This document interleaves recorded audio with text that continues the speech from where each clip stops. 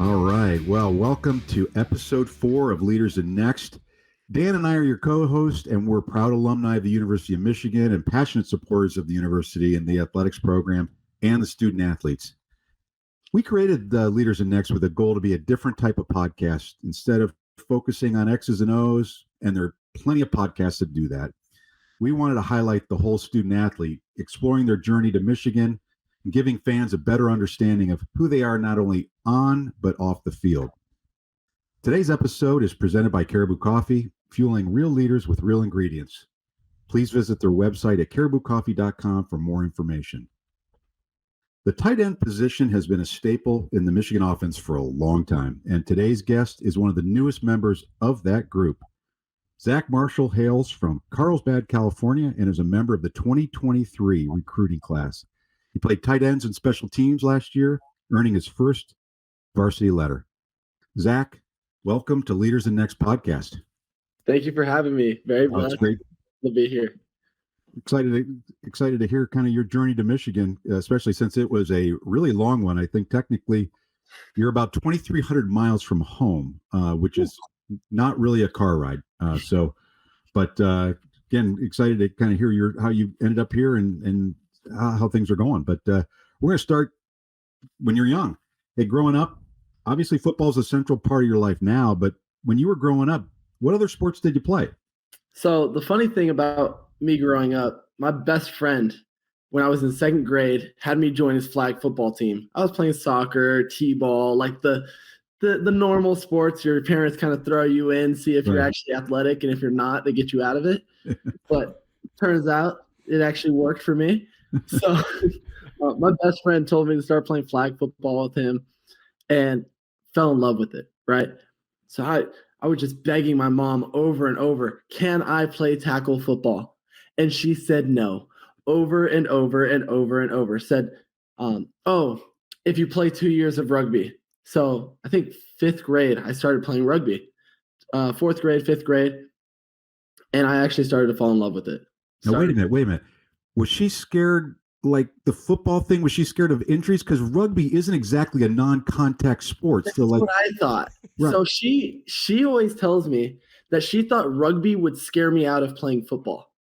The idea of not having pads, not having a helmet would try to scare me out of playing football. She was like, you're going to go to school and be a smart person. And it's just so ironic how it ended up. But so I started playing rugby and actually got really good at it. Started playing with one of the best teams in the nation, San Diego Mustangs. And we went on an Irish tour, did the whole 9 yards, was fantastic. And finally in 8th grade, my mom said, fine, you can play tackle football. So played for one of the local Pop Warner teams and had a coach that I absolutely loved. He played at BYU. He's a little running back named Coach O, one of just the best people I've ever met. And that got me kind of into like really playing tackle football. Now, when you were when you started flag football, clearly you're athletic. Usually athletic in flag football, you're either going to be quarterback or running back.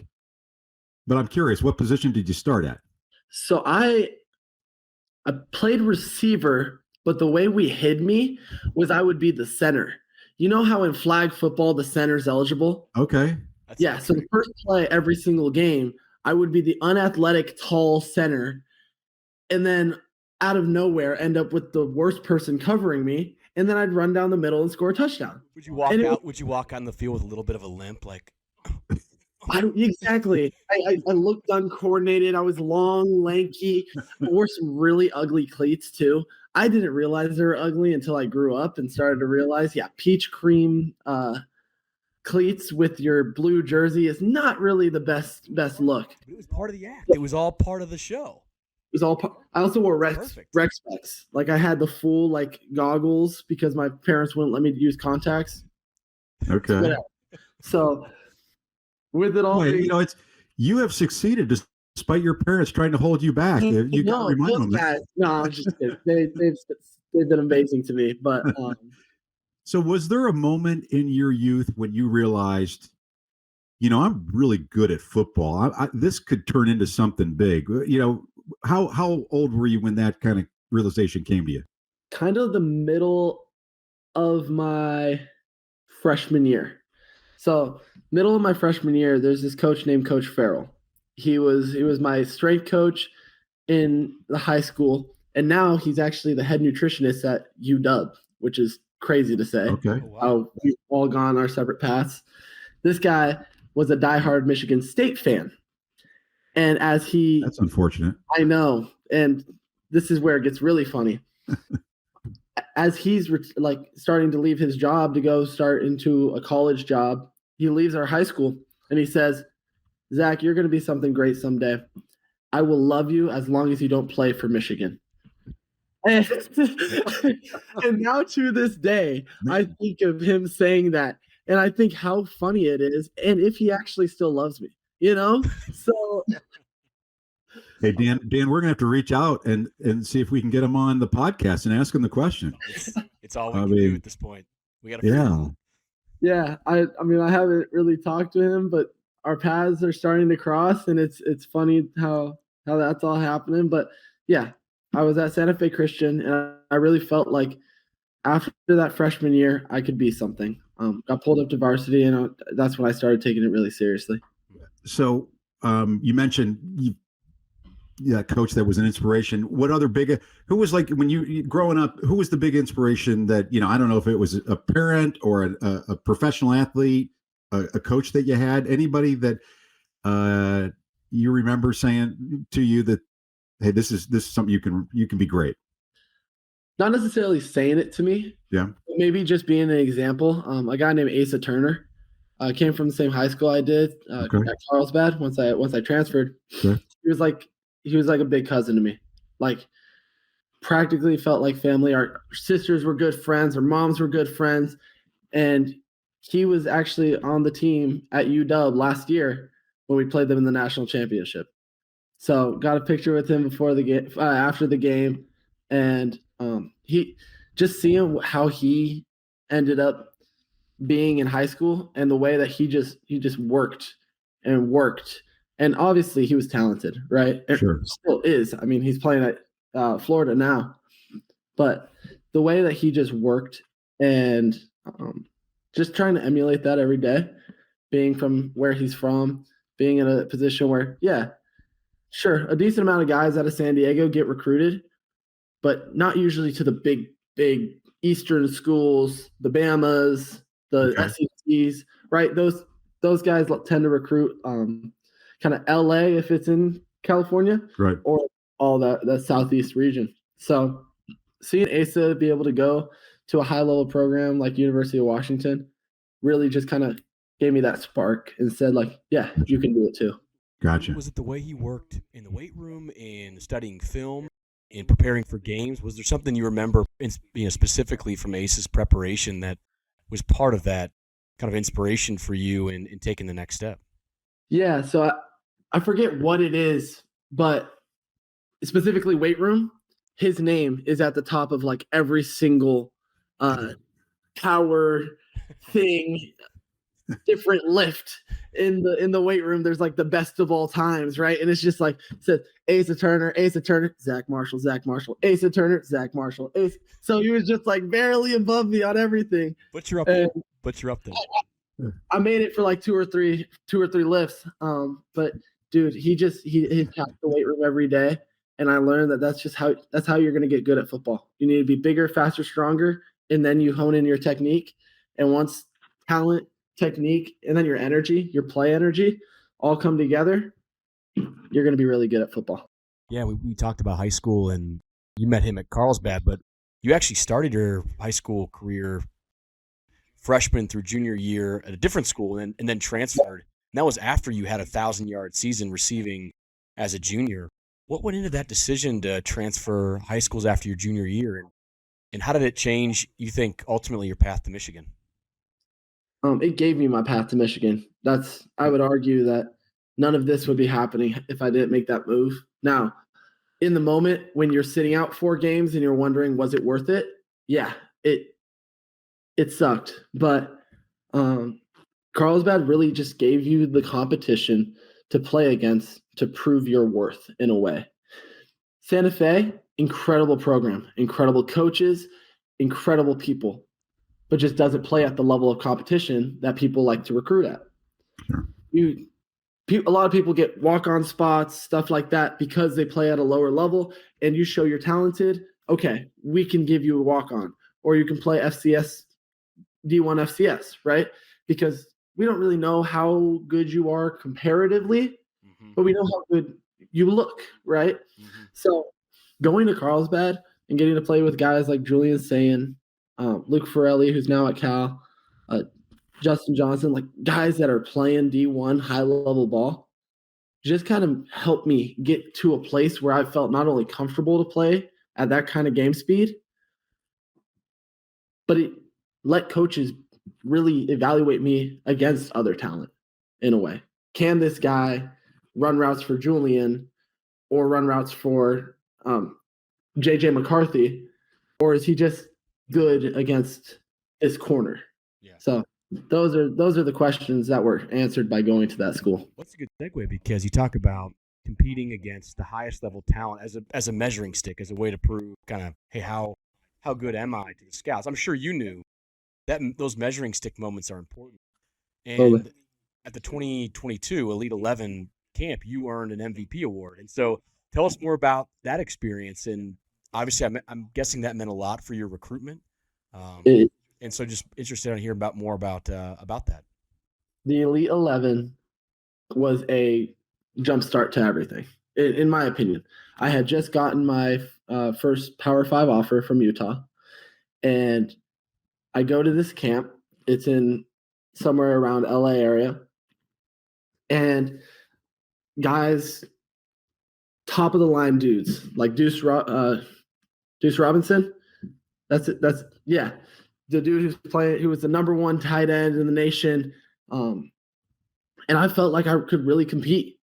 And that was a feeling that I had never really felt before, being like, okay, these guys are as good, if not better, and I'm going to just go and compete and try to be better and work. And really, I didn't think about getting offers at that camp. I thought about like trying to build connections with these quarterbacks. At that point, I thought Clemson was my dream school. After I got the Michigan offer, I knew that wasn't true. But I was in Christopher Vizina's back pocket the whole time. Just like, all right, you need me, throw me to here. Throw me right now. Come on, give me the ball. Give me the ball. We ended up having like 2 TDs, 100-something yards, just a really good day together. And I was just focused on just having fun, building connections with these quarterbacks, hoping that maybe maybe the quarterbacks would be the kind of the outlet to it. Yeah. What ended up being kind of the outlet was George Whitfield. He's one of the guys that runs the Elite 11 camps. Mm-hmm. He pulls me aside at the end of the camp and goes, "Realize you did really well.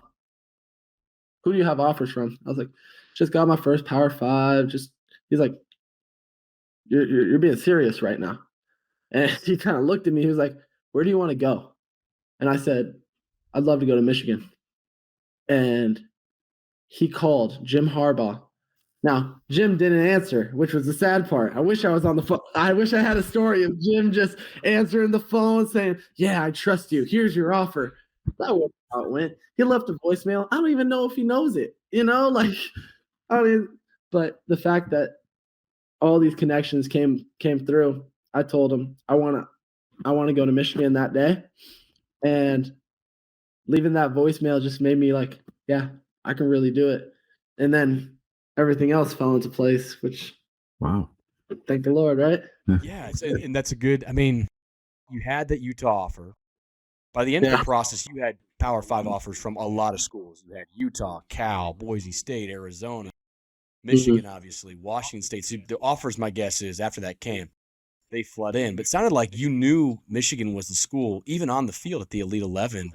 What was it about Michigan that one, made it your dream school, and two, when the offer came in, made you want to pull the trigger right away? Yeah, I had first talked to Coach Weiss, actually. He was there recruiting Julian while Julian and I were throwing. And we have a decent time, and he goes, who's that receiver over there? My head coach introduces me to him, and we just start talking, right? And Weiss is just a really smart guy, right? And he goes, all right, give me 1 second. And he gets Grant Newsom on a FaceTime call. Says, right in front of me, hey, I got a guy I want you to come out to California and see if you're able to come. If not, I'll try to schedule somehow for you to get in contact with this guy. I promise you'll like him. Pretty much hangs up the phone or has me say hi, just wave and say hi. He's like, wave, say hi to Coach. Like, Yeah, that awkward. Face, hey, yeah, good to meet you, Grant. Hi. It's just a FaceTime call, right? That's how a lot of recruiting works nowadays. But yeah, get a call, and I'm just blown away. Just how they kind of just talk, and they really are just not afraid to be like, hey, this is what we genuinely see out of you. He also told me we're going to take 2 tight ends, so don't be scared if somebody commits in front of you. He also told me just be patient. I think you're good enough, but I need you to go in front of Coach Newsom. So once I kind of realized that they really want to evaluate me and not just throw out an offer, just, oh yeah, you're good. I'll talk to the tight ends coach. We'll see if it's a real offer. No, they don't do that. They throw out offers when they believe in a kid that is a Michigan type person and a Michigan type athlete. So once I realized how diligent they were, I was like, I want to go there. So I'm curious. Go ahead. I was curious. You mentioned Michigan person type of player. Clearly, they have a lot of tape, and they can observe you in these camps. And there's all sorts of camps and tape on the field. Did they do any? What kind of diligence do they do to see if you're like the type of person that they want? Dan and I actually have talked to Coach Harbaugh and asked him like, what questions do you ask? And he had some interesting questions that he would ask like teachers and other coaches. But I'm curious, like, how'd they check you out? So the crazy thing is they don't throw out an offer until you have probably 10 plus phone calls with you. Like you have to be able to carry a conversation, be able to just talk to your position coach and not be like, all right, are you going to offer me? All right. So when do you think you're going to just carry a conversation with no expectation? And another thing is they're asking your priorities. Like in a way, is football your whole identity? Is a beautiful question that they ask. They don't say it directly, right? They'll ask questions like, what else do you like to do? What else gets you fired up? Talking with Kasula recently, he's like, he's big into like WrestleMania and stuff like that. And that guy is high energy, like he's a Michigan man. Just football is not his identity. It's not his God, but it's a big part of who he is. Okay. And he attacks it with full energy. And that's what they want. Same way that they bring in guys like Kasula, they want to bring in players the same way. You mentioned too, like Michigan was really transparent with you. They said, we're going to take 2 tight ends. They were very clear about, hey, who you wanted to talk to. Obviously, it was a lot of phone calls, but you had to talk to Newsom. Just out of curiosity, you don't have to name any other schools. Just, is that different kind of from how the more standard recruiting is, where you feel like it's a little bit less clear or less transparent? I'm just curious on if that was a real awakening where you're like, wow, this is really different the way that kind of Michigan approaches this. Yeah. I will say it's a little different. Everyone wants to do their due diligence, but I wouldn't say everybody is as patient as they are. They want to know that you are willing to hold out for them. They want to know that you're not just trying to add another number to your offer account, right? Mm-hmm. So they'll ask the question, do you genuinely feel like you want to be in Michigan? Are you able to deal with the weather? That was a big question that they asked me over and over and over. How'd you answer it? Really, I just said I have a winter coat. That's my only answer. I don't have much else experience. I never shoveled a snowy driveway, but I realized this year, that's not fun to be up at 6 a.m. Zach, Dan and I have lived in California twice, and Your definition of winter coat may not be the same as what the Midwest people would call winter coat. I learned that. I learned that quick. Actually, Harbaugh handed me 2 things when I first walked into the facility. My jersey that's had number 83 on it and a parka, a full navy blue parka. He said, "You're really going to need this one, and I guess you can wear this one while you practice." So That's awesome. Well, you can return the favor now that Jim is in San Diego, right? oh yeah, You could give him like maybe a Speedo, or like, I don't, Jim would probably rock a Speedo. flip flops, a Hawaiian shirt. I think he's a big Hawaiian shirt guy. I could definitely That checks see out. That checks that out. would check out. Now, have you told Steve Kasula wrestling's fake or not yet? Don't break his heart, man. He knows he's all for the entertainment. He watches it on his big 85-inch TV back at the house. Oh, like that. Wow. It is good It's like- entertainment, and they are great athletes. So he's a good man. Incredible. By the way, speaking of your high school career, I don't know if you know this. Well, you know this, but others probably don't. We did some research. Our research turned up that you, in fact, have a perfect passer rating in high school. 1 attempt, 1 completion, 22 yards, and a touchdown. Passer rating 177.1. So the question is, have you officially thrown your name into the quarterback mix this year? Or at least they have a Philly special play drawn up for you at the goal line? See, those are things. Those are classified. Those are classified information type things. I would love to be scout team quarterback. Little did you know, I would love to be.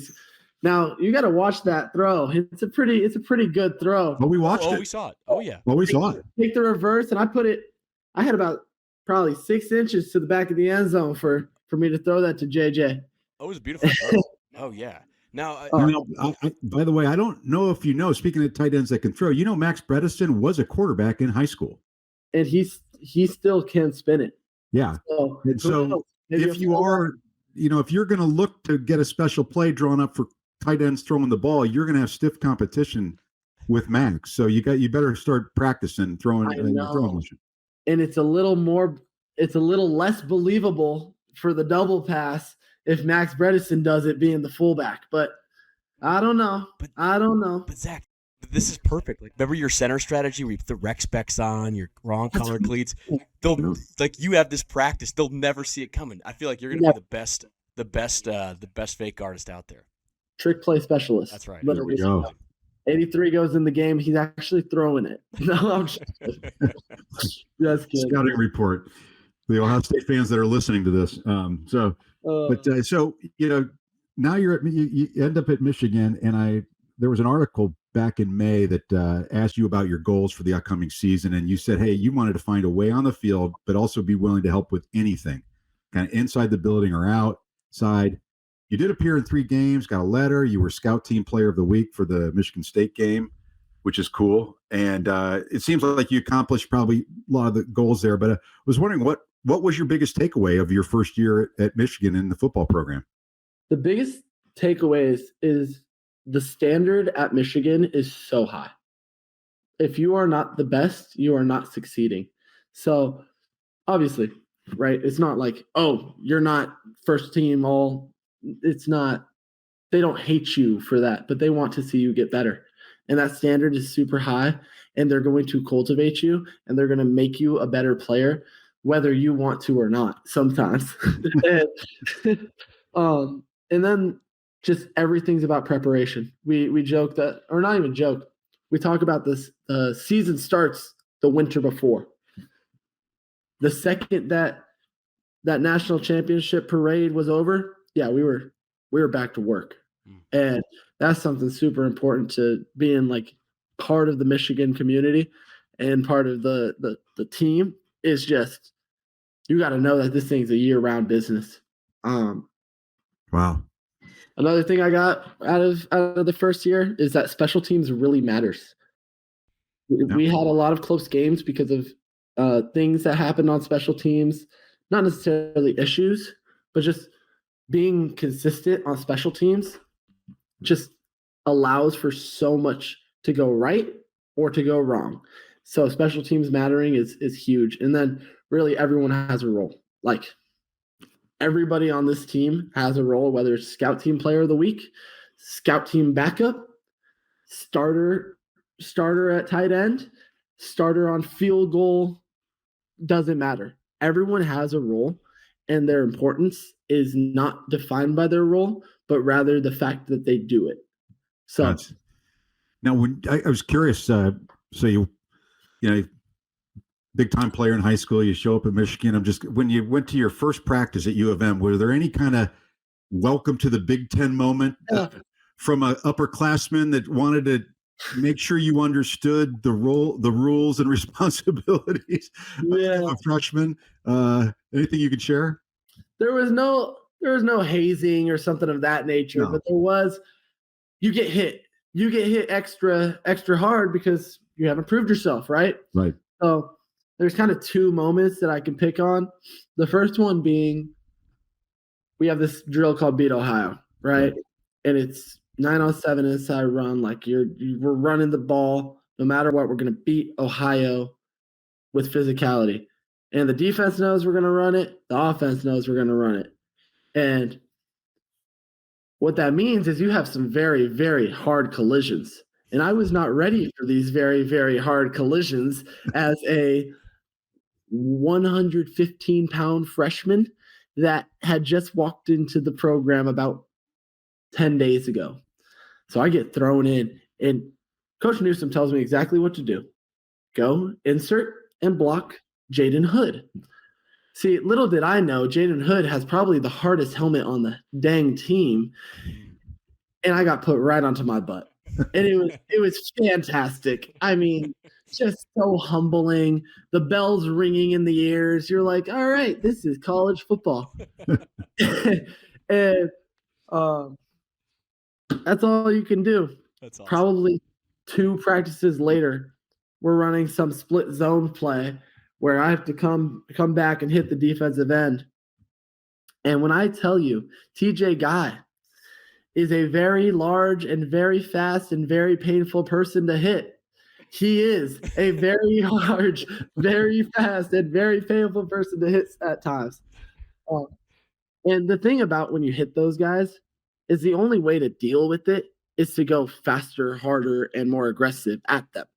If you don't do that, you're going to end up being the nail, right? And that day I ended up as the nail. Not only did he hit me into the running back and wrapped up the running back and myself in one single swoop. And that's when I realized, I need to go learn how to hit, which nowadays TJ Guy does not hit me straight into the running back and make the tackle every single time. I mean, it happens. No, but I had those 2 welcome to UM football moments and some live drills that, I realized the physicality was another level. Yeah. Well, I'm going to guess that your story is not unique. I'm sure, 20-something guys every season, get that welcome and get that realization that, you're coming out of high school and you're great. And then you show up on a college campus and like everybody was good in high school. Everybody was the best player at their high school. Yeah. So or it's at like, least top 2. Yeah. Now, we folks that watch a lot of Michigan football, we know that the tight end gets used in a lot, and in different ways too. Sometimes hybrid role, H-back, and it's somewhat unique in that it not only, depending on who you are, it requires some finesse as a receiver, which you obviously played a lot in high school. I saw a lot of the tape. You were split out a lot of times, and great receiver, but it also the physicality and toughness as a blocker that you just mentioned. With the spring ball underway, and is there a particular role you're kind of fitting into within the current tight end group? Yeah, I've kind of shifted more from doing the fullback type stuff. Okay. When I got into that building, I wanted to be Max Bredesen. I mean, I still do. He's an amazing person, but I wanted to be just the guy that puts his nose straight into somebody and knocks him straight over, right? And not that I cannot do that, but it's not my specialty right at the moment. Okay. And what I've started to learn is I'm pretty good with like zone blocking schemes and hand placement and stuff of that nature. And I'm trying to just really evolve my talents to be more of like an off the ball inline tight end. something that we do a lot with Colson Loveland, right? So he's off the ball, but he's still an inline tight end.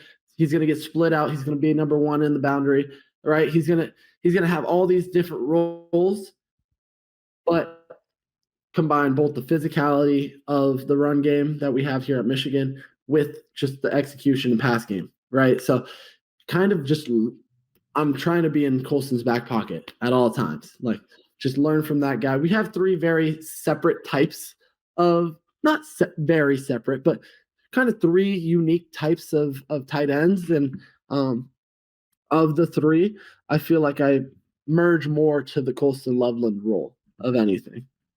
Oh. What are your goals for the season coming up?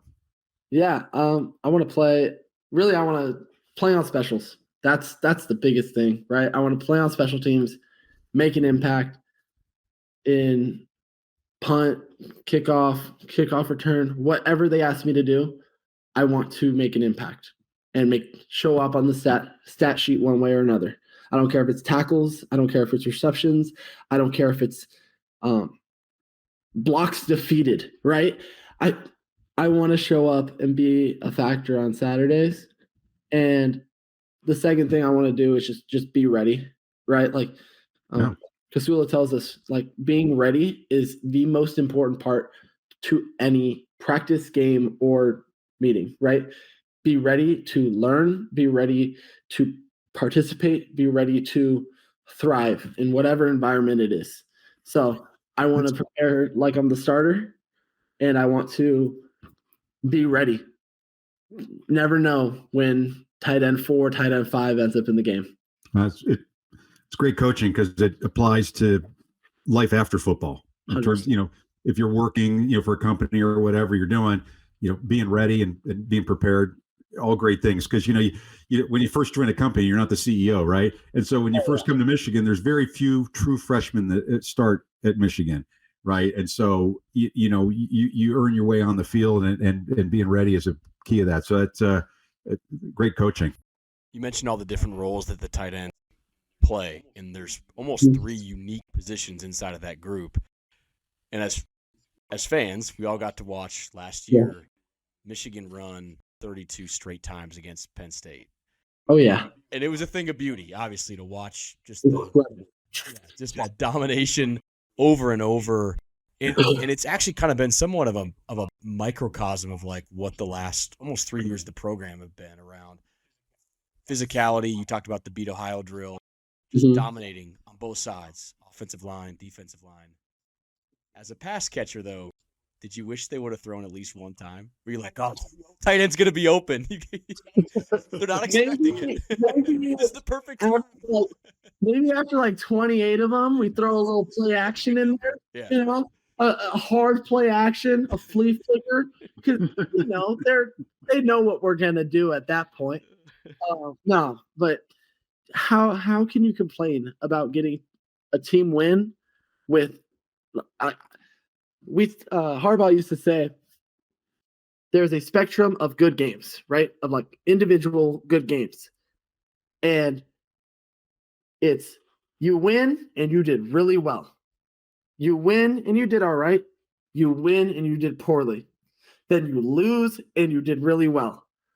You lose, you did mediocre. You lose and you're the reason you did poorly. And he was like, I don't care whether you did well or poorly. It is always better than losing. And that's the team mentality that is more important than anything. That's awesome. It's perfect. And it'd be nice if the fans all understood that too, because it's funny, they I remember many years ago we were at the Washington night game. Dan, what was it, 21, 20? Yeah, kind of the start of the maze out. Yeah, and it was a beautiful game. Washington at the time was it was the first game of the season, but they were supposed to be good. We ran, I don't know, for 8 million yards against them, and people like after that, fans were saying, "Oh, well, we're not going to win a lot of games if we can't pass the ball." It's like you just sit there and you go, "We just dominated." Like I don't understand. Like The point is having more points. Exactly. Not more yards. The thing about college football is there's no fantasy football, right? There's no college fantasy football. At least not yet, right? I mean, I think fantasy football has created people to not care about the outcome or the individual performances, which I'm indifferent to. But as a team member, I hate, right? So, yes, I'll watch fantasy football and maybe I'll be happy when a guy scores against my favorite team because he was on my fantasy football team. But if it's college football, I do not care who your name is. You are not scoring against Michigan and me enjoy it, right? Like there is no there is no love associated with anyone scoring against our defense. I do think there's also a spectrum of wins, like fan enjoyment. I do think it's like you win and you dominate, and it's by running. And then next to that, you win, you dominate by like throwing the ball a lot. Because that when you win and you dominate by running, there is a total like you watch the other team quit slowly, just crumble. It is a very and you know like when you throw the ball a lot, weird stuff can happen. The wind can blow, rain and snow. You can run it. I mean, you can run it. So it definitely is. I agree with you. Shifting gears a bit, we talked a lot about your background in football through high school into Michigan, and obviously now it's almost crazy. I'm sure you take a step back all the time and think, I'm playing football for the defending national champion. Yeah, and I go to one of the top academic schools in the country. Unreal. But I also know that can't be easy, and so.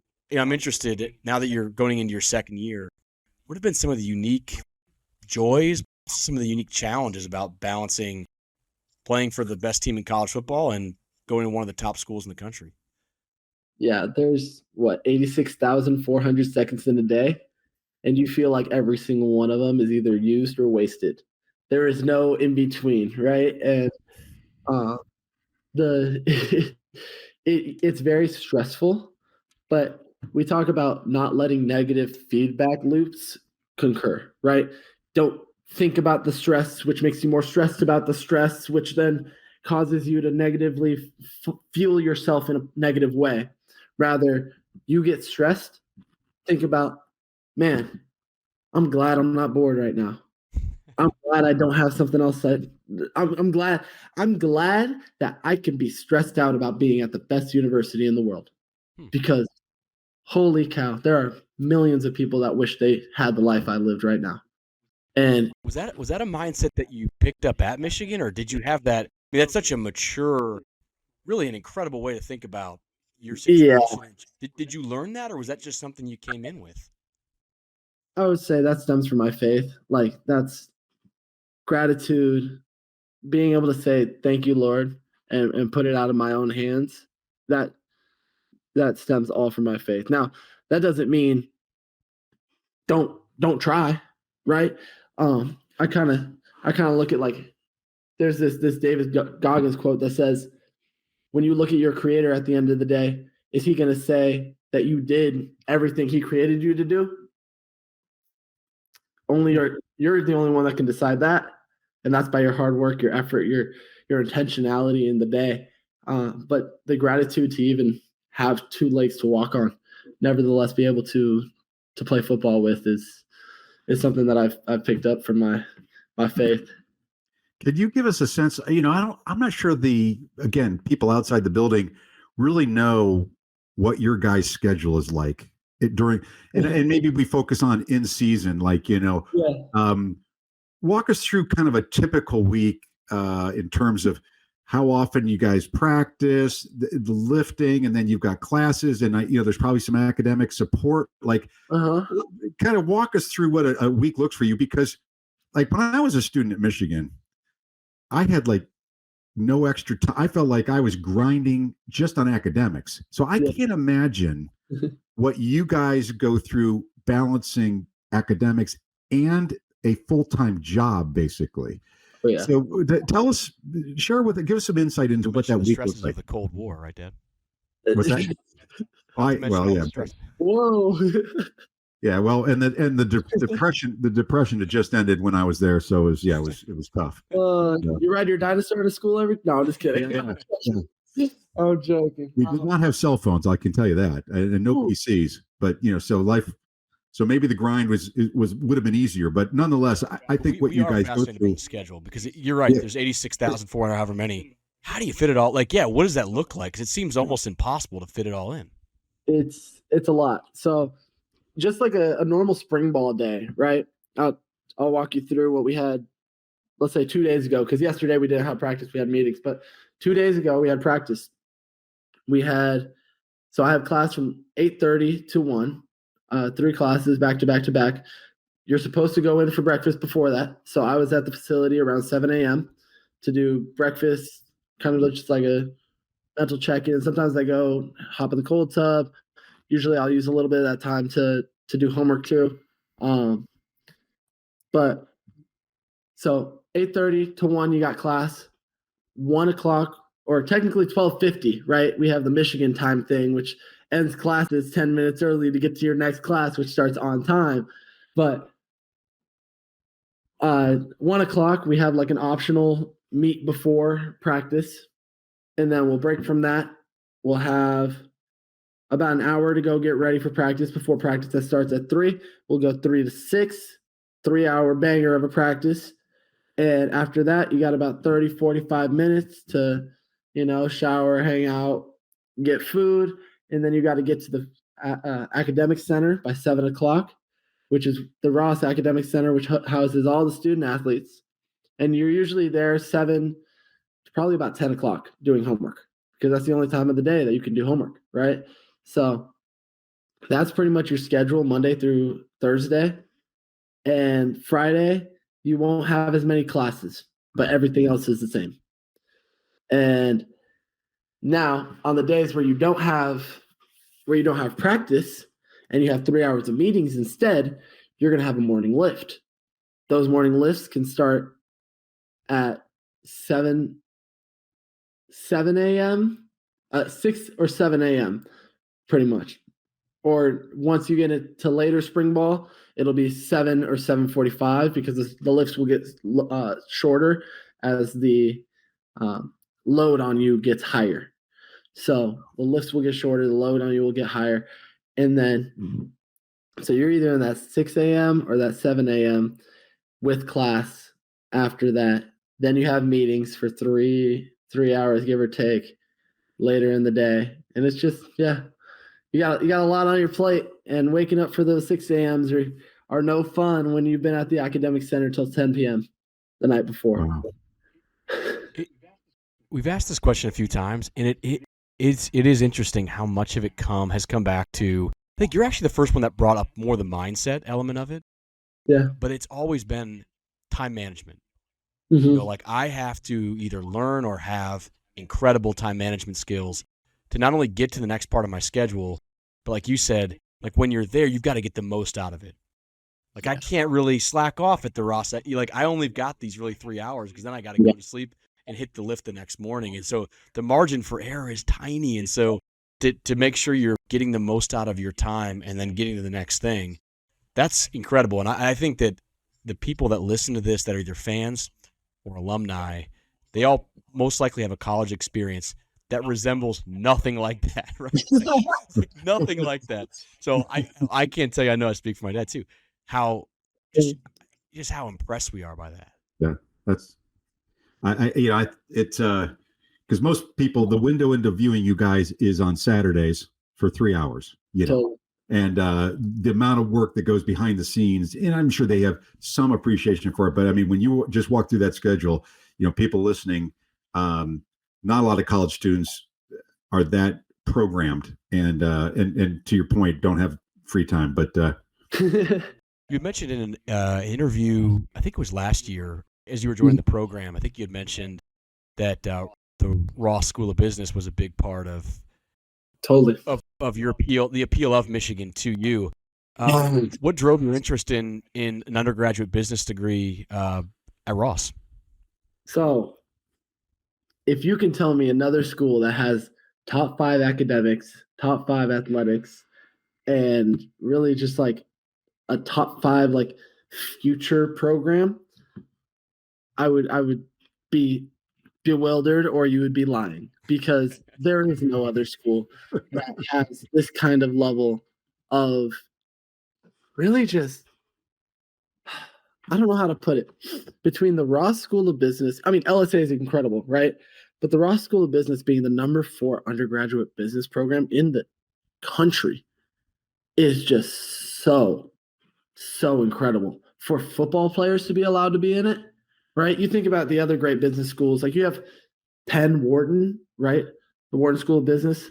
It's an incredible school. Yeah. You have dang near no football players in it. I know one personally, one.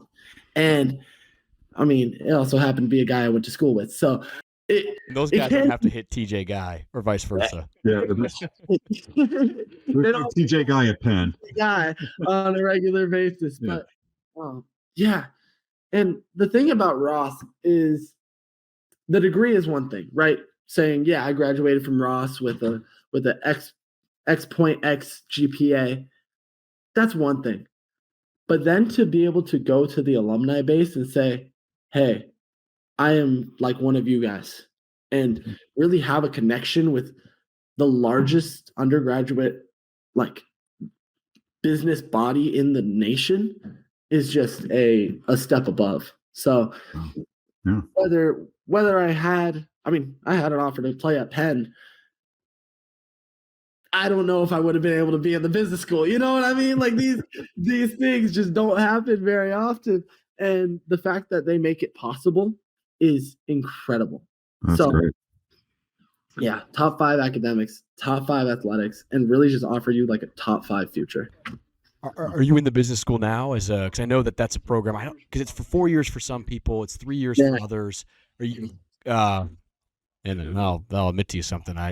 I tried to get into the undergraduate business school, was turned away. Luckily, I came back, got into the graduate business school for my MBA, but it's hard. And I know some people are on the 4-year early admission. Some people go 3. Are you in LSA transferring in, or are you in Ross right now? I'm in LSA transferring in technically. So I'm good, man. The thing about when I early enrolled is I couldn't enroll straight to Ross. So my GPA at a high school probably would have been high enough. I could have done the application then, but they don't take mid-year applicants. So when I came in the winter for the winter semester, I had to be enrolled in LSA. And then once you get into LSA, you cannot transfer into Ross until you've completed an entire year, which then means you have to wait a year and a half to even be admitted in. Yeah. So that's been my one thing that I've just waited for forever for. And when I turned in that application on March 29th, at about 5:45 in the afternoon, I could tell you exactly what it says, because I've been waiting so long to turn in that dang application. But it not only was it way off my chest, but I tried to keep my GPA above a 3.5, like do everything that I could in my in my power to get into that business school. And yes, it is very difficult, but the transfer program makes it a little bit easier than just going out of high school. And I think the last person to be admitted directly into the Ross School of Business that played on the football team was Matthew Hibner. Okay. Which was 4 years ago. Yeah. So everyone else has used the transfer program, and we have tons of football players in the Ross in Ross currently, but that transfer program really helps make it possible. So and then those listening along that don't know, Matt Hibner was also a tight end. Yes, he is. So we've got a tight end pipeline into Ross. Oh yeah, we got three of them. Noah House is also on that pipeline. Nice. That's incredible. Yeah. Well, you mentioned as you think about your life after football, which we've always couched this question, and hopefully that's 20 years from now. But life after football, what are some of the professional ventures that really interest you, that you're passionate about? Yeah, so in addition to Ross, I'm also maybe I'll double major. We don't know yet, but that would take a lot of credits. I currently have my minor in history, already completed, because you were a history. I was history minor as well. Yeah. Oh, nice. Awesome. Yeah. So my plan is to get into the business law realm, right? Something where I can take U.S. history and think of history and the legal aspects of business. So whether that be patenting is kind of in all that space, but you also need the engineering side. So who knows? Maybe I'll end up with my engineering degree post football, but something that I could be a sports agent, an entrepreneur, something to protect either entrepreneurs, NIL, something that I can protect the creations of another person, because I believe that there are not enough attorneys that want your business to be successful. Yeah, their business is going to be very successful, but very few attorneys and very few lawyers want your business to be successful. I'm looking at you and smiling, because my guess is you agree with that. Yeah, not to throw any lawyers under the bus, but I think we come from the business world, and there are people that when you have someone that is good at both, and luckily I work for a company where that's the case now, and have had that in my career.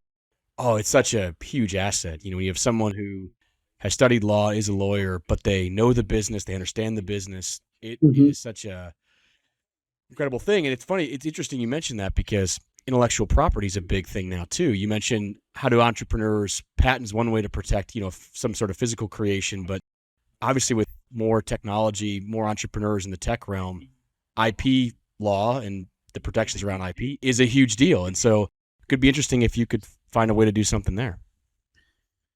That would be incredible. Right, and you mentioned like the NIL. I mean, it's kind of the Wild West as NIL gets off and running, and that's true. A lot of strange deals, a lot of promises, a lot of things, and it's. So I think you're right. There's probably some room for improvement there in terms of protections of you guys as you look at leveraging your brand and your personal brand, and so it'd be great to protect that. So. Well, good. Yeah, as we wrap up the kind of the professional academic section, a little bit of a not quite related, but we know you've had the opportunity to work for some really great leaders, coaches in particular. Coach Harbaugh, obviously not here anymore, but I know he had a profound impact on you in your recruitment. And then Coach Moore, obviously, who's now been with the program 6 years and takes the helm now. And from the outside looking in, we saw what looked like two really not only good leaders, but just good people that really cared about the team, everyone on it. And so, we're curious, you've had a chance to learn from both of them. Do you have like a favorite? I'm sure everyone has a favorite one, but do you have a favorite story of either Coach Harbaugh or Coach Moore that really stands out? Well, I kind of have one from each, and it has to do with how they reacted to my more bubbly, personified personality, where I'm very outgoing. I'm going to shake your hand and smile. And when I first met Coach Harbaugh, he looked at me, spitting in his Diet Coke. He's sitting there. It's quiet in the room. I had just shaking his hands. First time I met him, really like on a real, like, other than just passing, right? He looks at me, sitting back in his chair. He goes, "You're delusional." And I kind of stutter for a second. I'm like, delusional? What do you mean delusional? Like wow. In this moment of frenzy, I'm like, what do you mean by that? He's like, I feel like you believe that no one can tell you won't do what you're gonna do.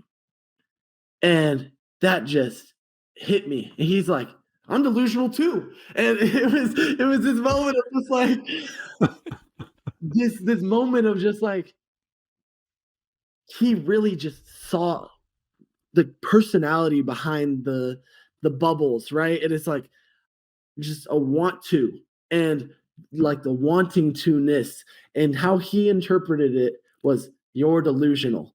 And I mean, yes, it's a weird word to use, but is it inaccurate? I wouldn't say so, right? So that's kind of my funny story about Harbaugh. And then with Coach Moore, The funniest thing that I remember is I'm just minding my business. I'm getting like a protein shake after practice. We had just wrapped up. This was like last spring. And he looks at me and he goes, "What up, Sunshine?" Wait, that doesn't work. What up, Smiley? And that name has stuck with me since then. There's people on the team, including Donovan Edwards, that insistently just call me Smiley. And I love it because I'm always smiling. They joke about it like my dog could die and I'd still be smiling. That, like, I don't think it would be that way, but that's kind of like the joke around the facility. Just you will never see Zack Marshall without a smile. So those are Donovan Edwards seems to smile an awful lot too. So for you to be like the number one Smiley, I know. Yeah. I mean, maybe that like you get a nickname on the back of the jersey instead, just Smiley. I do like that. I think Smiley's a good fit because I think everyone that hears Sunshine thinks remember the Titans. Oh yeah, I think you got the hair. You do have a little bit of hair. You do have the hair. Oh, yeah. That's how I think about it. New hair. You could brand new hair. I wore braids and a man bun for the longest time, just cut it all off. But Sunshine played quarterback, and we've already established that you're a quarterback in waiting, but you're not really a starting quarterback yet. That's the key. Sunshine didn't go in until he was the guy sitting behind until the championship game. This is Sunshine was, I think Sunshine was originally from California, right? I think so. This is all coming together. Philly special. Yeah. Maybe when they do a remake of Remember the Titans, you could play that role. I think that would be perfect, but I don't think it's blonde enough. Have to bleach the tips, work on that a little bit. Well, we're gonna run a 2-minute offense, but before we do that, and I know you'll be good at it because you're an offensive player, so you understand all that. But once again, we want to thank our main sponsor, Caribou Coffee. They provide high-quality coffee and craveable food options for over 30 years in more than 800 locations worldwide. And if you're listening to this in Michigan, we have great news because they continue to open up new locations in Ferndale, Grand Rapids, Battle Creek, and Allen Park. If you don't have a location near you, go to their website, cariboucoffee.com, buy it, have it delivered. It's even easy. So with the 2-minute drill, we're going to throw out some fun questions. Okay. And we're looking forward to getting the answers here. I'm going to kick it off here. And we have timeout. By the way, it may not be 2 minutes. We have plenty. We've kept all our timeouts. We also got to. I feel bad for Cam Brank. We always say, "Oh, you're going to be good at this because you're an offensive player." We did this with Cam. Cam was phenomenal. Just for the record, Cam ran a phenomenal 2-minute drill. By the way, maybe it's because he's from California. The Cali dudes. So could be. We'll find out. So if you weren't a football player, what sport would you be playing either collegiately or professionally in your dreams? Pickleball. 100. Pickleball, 100%. I'm thinking the average age of a pickleball player these days is 74 years old. How did you get pickleball? I've played pickleball with my mom for a while now. I'm a big believer in tennis on a short scale or ping pong on a big scale. You know what I mean? I think I don't know if there's enough money yet in professional pickleball, though. Realistically, it'd probably be rugby because I grew up playing it and I played on the travel team. But I would love to play. I love playing pickleball. Interesting, pickleball, man. Dan, I don't think we're going to get that answer from anybody else that we have on the show. No, I'm surprised. It opens up a lot of opportunities for sponsorships, by the way, potential sponsorships with pickleball. I think Tom Brady's throwing some money behind it, so I would say wait a couple years.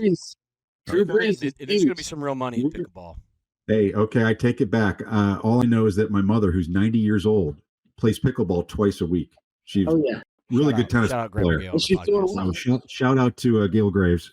Anyway, so other than you, who should the fans be on the lookout for in terms of someone breaking out? And it could be offense or defense or special teams.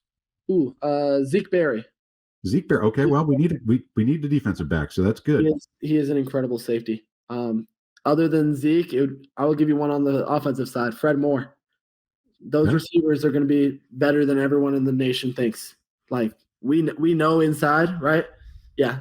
Now it's interesting. The fact that you said you ended there with better than everyone in the nation thinks leads me to believe that you're reading or looking at social media and seeing some things, do you guys stay away from that? Because that can be a real cesspool.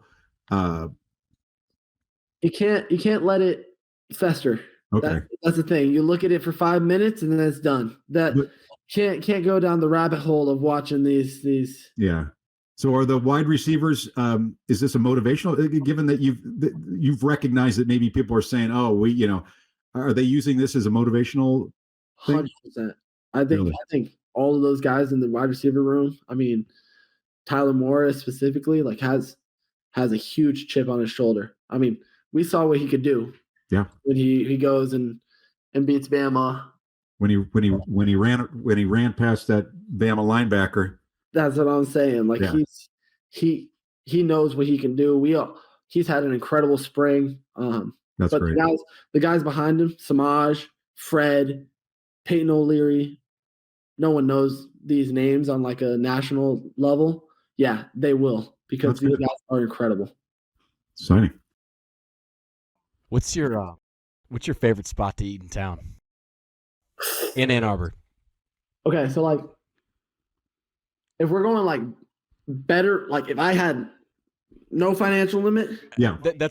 Money's no object. Yeah. Yeah, money's no object. There's 2 spots. Ruth's Chris, duh. I mean, solid. How could you not? And then Pacific Rim by Kana. No one's given us Pacific Rim yet. I agree. That's awesome. Have you been to Pacific Rim? I have. Dude, the best food. Because obviously I'm from the West Coast. Fish and that kind of stuff is not easy to come by when you end up in the middle of the country. Sure. Especially some good salmon, some good tuna, like those things you can't catch at a lake, right? So Pacific Rim, just every time I need a little pick-me-up food, nice, hits the spot. And I do want to shout out Ruth's Chris, because a lot of people throw out Chop House. Maybe controversial. I think Ruth's Chris is maybe even better. Oh yeah. Little controversy here. But we also don't want to cut off potential sponsors of Chop House either. So we love you both. It's 1A, 1B. If you were on America's Got Talent and you could perform any talent, what would be your number one go-to that would win you the contest? Got the voice of an angel. Really? I'm singing Tennessee Whiskey. Okay. And it's, that's the first round. Tennessee Whiskey gets me in the door, and then I'm gonna sing something like When I Was Your Man by Bruno Mars, something that really just shows some vocal. Wow. Okay. Yeah. Because Chris Stapleton and Bruno Mars, those are kind of different. A little different. You must have a pretty. I grew up in the choir. I was tenor 1, and then started to hit puberty, dropped to tenor 2, and I'm right in that perfect range where I can hit a lot. Well, so you're going to be in. Did you watch the Hard Knocks thing where Aiden had to sing? Oh yeah. Okay, so so you're ready. Are you? I guess you can win him over with a couple of songs. Billie Jean. I heard him singing it. Yeah. Like, just got to get the crowd going a little bit. Right. I think once you hit the first, like, you're as smooth, like once that hits, everyone's singing, and you ain't gotta you don't have to do anything else, because once everyone starts singing, you're through it. Boy. Cam said singing too. Cam did not give us a preview of the vocals though. So at the end of this, we might have enough leaders and next podcast guests to put together a little. Maybe you guys could do a little open mic, a little duo, a little singing competition. I think so. Yeah. I mean, it's like it's Cam was. It'd be interesting to hear Cam sing, because he was very quiet. He's a gentle giant, very soft spoken until he hits you. Well, he I suspect he's somebody to avoid being hit by. I mean, he's in a different weight class. We haven't tried that yet. Yeah. What favorite sports movie? We talked a little bit about Remember the Titans, but I'm just curious, what's your favorite sports movie? Well, I answered with Remember the Titans, but okay. I guess I got to go Waterboy, because we already talked about Remember the Titans. Now, if we're talking about the Mundula Oblongata and the Waterboy, there are very few movies that have as many quotable moments as The Waterboy. So I'm going The Waterboy. Think it's Adam Sandler's best movie. That's very controversial. Wow. And I think it's my best sports movie of all time. Just hands down. Okay. Mama said. Mama said women are the devils. Girls are the devils. I guess was it on the social media account for the team? I feel like they asked a similar question. They asked this question after practice They one were day. all over the board. I heard a Blades of Glory. Heard I still remember the Titans. a couple money balls. Some Hoosiers. I feel like the Hoosiers are more coaches. Well, Hoosiers is kind of an old movie for just a lot of people, right? Hero, So I think was on there. Yeah, I think Rudy should be up there. Yeah. Notre Dame. But no Blindside. I don't. A few people said Blindside, right? I think so. Okay. I think so. Blindside, Draft Day. What's the golden retriever that plays basketball? Talking to Air Bud. Air Bud. That should be up there. Come on now. Okay, we're stretching the definition of sports movie at this point. So, all right, so we're gonna go. Luckily, we have timeouts because this has gone longer than 2 minutes, I'm sure. But this is fun. This is fun. Favorite place you visited? Ooh, Mexico, and specifically Puerto Vallarta. Okay. Fantastic place. Just great food. I went on a cruise in my junior year with my family. Okay. Yeah, that was my favorite place I've ever. Now I'm surprised you didn't mention Legoland as your number one choice because I mean it's right where you're from in Carl. Like I'm disappointed that you didn't say Legoland. So what's crazy is I thought you meant like out of the country. Now It could be anywhere. out of the country. No. Okay, favorite place I visited, Ann Arbor, Michigan. There we go. Okay. That's a good answer. Come on, now. You've hacked What's the better game. than 110 plus thousand? There is nowhere better in the nation. We But agree. Well, yeah. we're biased, but we agree as well, and it's always been a lot And of fun. that's a good segue to the next question because Max Bredesen told us, quote, I would die for Ann Arbor. So he's a big Ann Arbor guy. We had heard from sources, those sources are somewhat confidential, that he is an extremely good Madden player. Certified. And we're wondering, is that true? And is there anyone who you think could dethrone him? That is a certified pick for if we had a March Madness of Madden players. Yeah, Brady is making my championship 100%. Now, if it's everyone in the building, when I first got here, I got one opportunity to play Coach Newsom in Madden, and he ran the same play probably 35 times. Oh, Exactly. And just whooped my butt. So I think Coach Newsom is really, really good at Madden. But if you stick it to the players, currently Brady's the best. Mikey Samerstill was pretty good. Okay. Was pretty dang good. And then I would still make a case that I would finish top 4, top 5 in this. Nice. Just okay. We had heard a name that he didn't say he could beat him, but he thought that like he was maybe as talented was Kendrick Bell. Okay, he takes a lot of people, you know, like I feel like he's very one-dimensional though. Very good in the throw game. So if you can shut down his throw game, maybe get him off time with a blitz or two, you can beat Kendrick. I don't think I've beat Kendrick. You just call Wink. Just have Wink next to you on the couch. That's what I'm saying. We can dial up some cover 8 blitz, whatever. Have him over the house and play. You can hang out. Oh yeah, I'd have him on the headset. You know, have him listen in my ear. I'd be shocked. I'd be shocked if Wink plays Madden because he's close to my age, and we just don't play video games. So, but he might. You know, he might. Yeah, I feel like if any coach could just, for some reason, be really good at it, yeah, it would be Wink, cool, and or Kasula. I think Kasula would kick it on the sticks. You know. Plus, if you're no sleeves, you can play Madden. Like those things go hand in hand. Like if you're sleeveless like Wink, video games are well within your strike zone.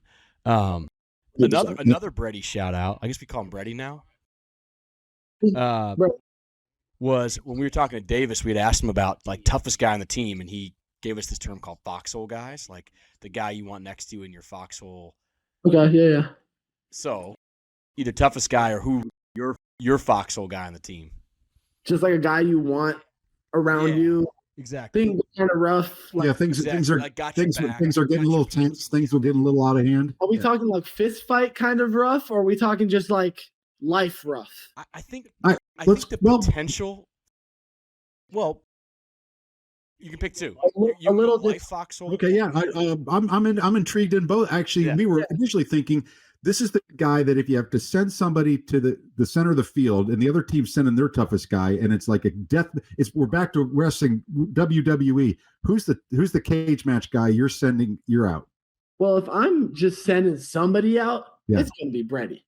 That man, he's gritty. Max Bredesen will punch you in the mouth over and over and over and over. He is a bad man. As we saw in the Alabama game. Who would be your life foxhole guy? Would that be different? My life foxhole, it's either Kalel Mullings or Jack Tuttle. Those are guys that I would call if something went poorly with my family, something went poorly in life. Like that's totally what I thought you meant by the guy you wanted in your foxhole.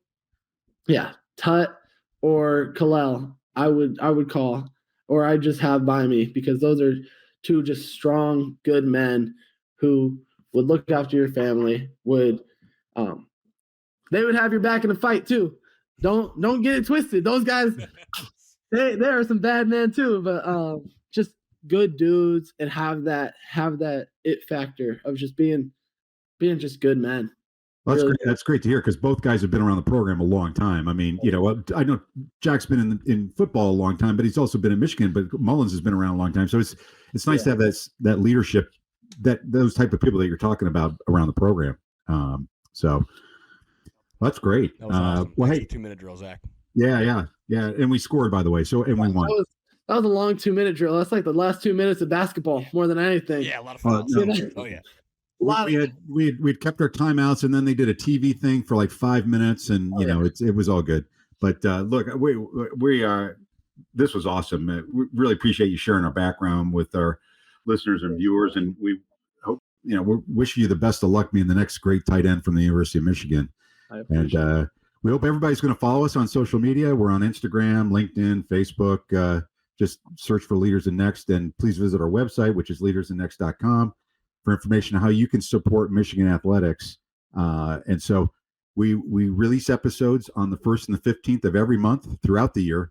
And we hope that you'll join us and support our journey here, letting these great athletes tell their stories. So thank you very much. Thanks, Zach. That was incredible. Thanks, Zach. Appreciate you.